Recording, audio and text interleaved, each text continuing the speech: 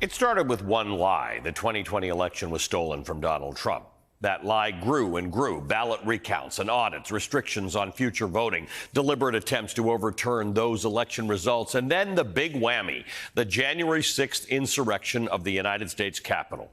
The one seed planted by the former president has grown into an unkempt garden of lies, conspiracy theories, and people willing and able to spread them. American democracy's been on steady decline.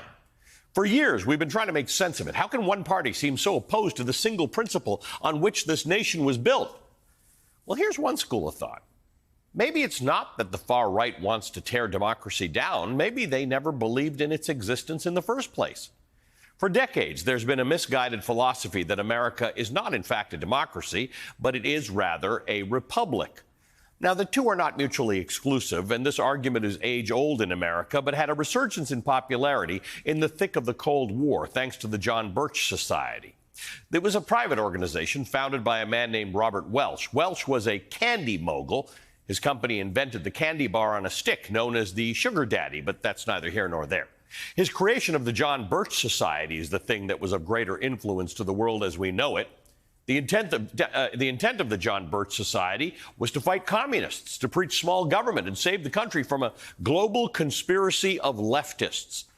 It was known for its far-right, ultra-conservative beliefs, its promotion of lies and conspiracies. Welch accused the civil rights movement of being a communist conspiracy, adding that communists were plotting to control the minds of Americans through fluoride in the water system. Now, if this is giving you a sense of deja vu, it's probably because much of today's far-right politics and paranoia can be traced back to the John Birch Society. The radical group was on the fringes way before the dark web or Facebook even existed. The Birchers were known for contending that, quote, America is a republic, not a democracy. And we are seeing the rebirth of this concept in Arizona today. A slate of Trump-endorsed candidates who collectively believe the 2020 election was stolen all won primaries in Arizona last month, from the gubernatorial candidate to the U.S. Senate candidate, the candidate for state attorney general, and the Secretary of State candidate.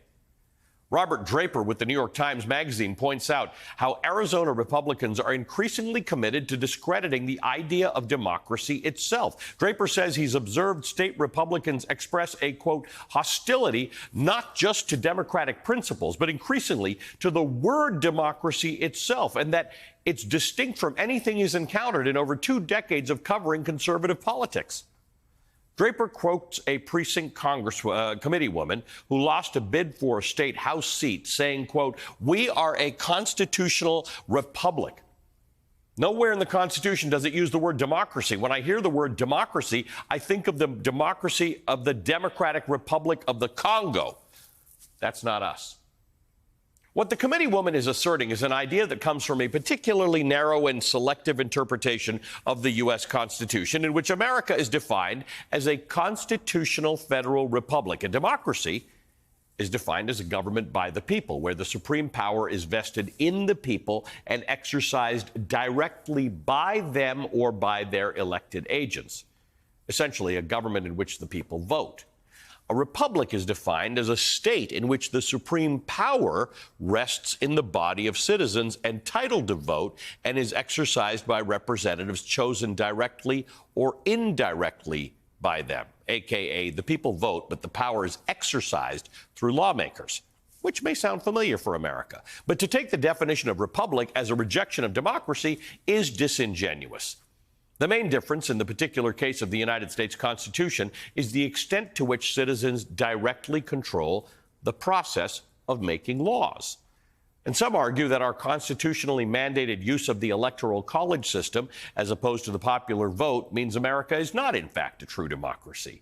The U.S. is not a popular or pure democracy in that sense. We were reminded in 2016 when Hillary Clinton won more votes than her opponent by millions, yet Donald Trump won the presidency because of electoral college math.